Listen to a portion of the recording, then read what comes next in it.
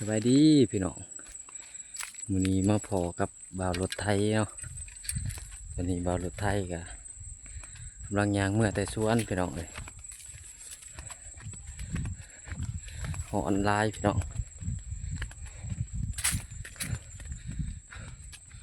รถไทยย่างเมื่อแต่สวน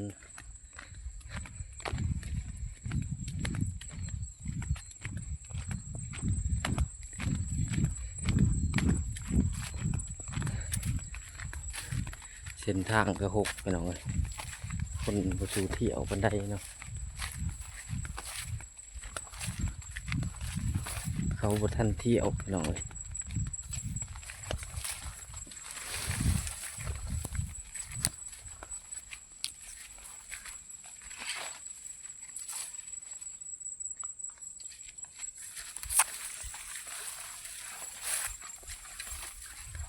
โอ้พี่น้องเอ้ยบ่าวรถไทยพอของดีพี่น้องเอ้ยโอ้บ่าวรถไทยพอของดีพี่น้อง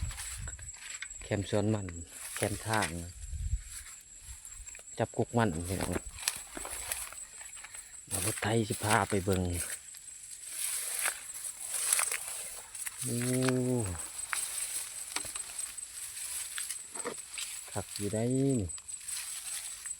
ห่างบ่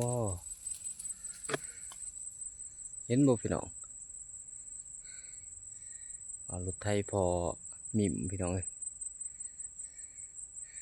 จับกกมันใหญ่เลยพี่น้องเลยมีพามือเลยเนาะ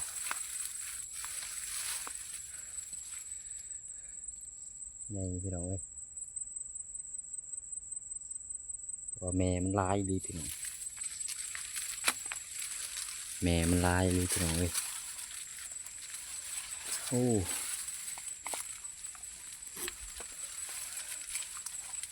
รถไทยสิหักเขาเลยเด้อพี่น้องหักแล้วแล่นออกเลยพี่น้องเลย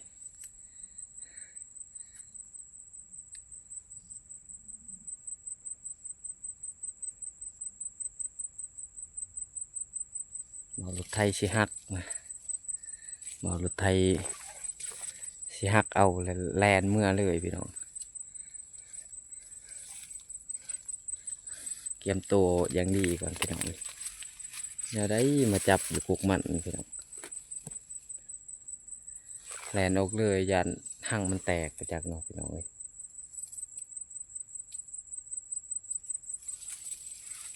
แม่มันออกพี่น้องเอากวนมันแล้วเนาะแม่มันออกพี่น้องมันตื่นแล้วเนาะพี่น้องตอนนี้ก็มันตอมมารถไถ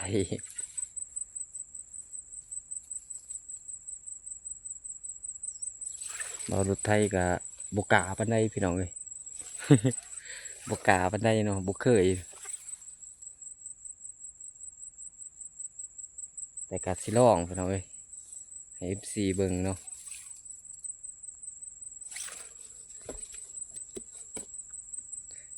ตอมแล้วพี่น้อง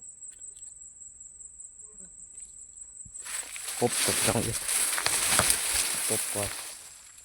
ตั้งรักใหม่พี่น้องแม่มันออกลายพี่น้องเลย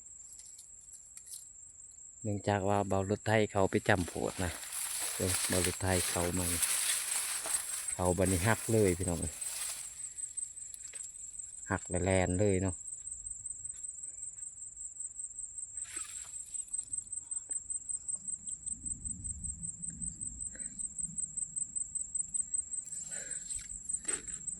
แต่ว่าเครื่องเบารถไทยก็ยังปะอยู่เนาะคือพี่น้องคันแลนออกนี่ยันแม่มันจะออกมาตอดเบารถไทยมันจะลุกมาเอาเครื่องอีกพี่น้องนี่พี่น้องใหญ่พี่น้องเลยเบารถไทยกับบกาปันไดเนาะเงี้ยบกเคยพี่น้องงามันจับกับบุใหญ่พี่น้องแต่ว่ารถไทยยามันตอดนะ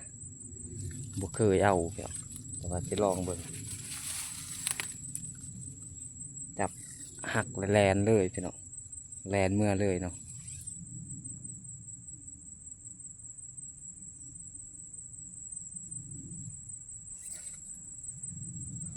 จักหางหรือบ่หางบ่หูพี่น้องมาลุ้นน้ำกันพี่น้องเคลียร์ทางให้พร้อมก่อนเนาะ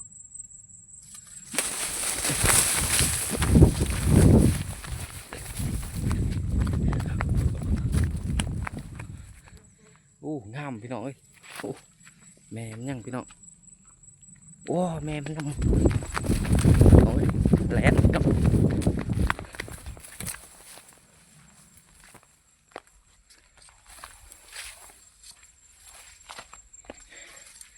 งามพี่น้องเอ้ยเรื่องแอมแต้มเลยเนาะเอารถไทยกะบุเคยเอาได้นี่กำลังเอาพี่น้องแต่ว่างามมาลีนี่โอ้เรื่องอยู่พี่น้องน้ำก็เต็มอยู่เนาะนี่เอาคลิปนี้จบเพียงเท่านี้พี่น้องเอากระไดแล้วเนาะสิขอลาคนพี่น้องเมื่อก็คำเลยเนาะ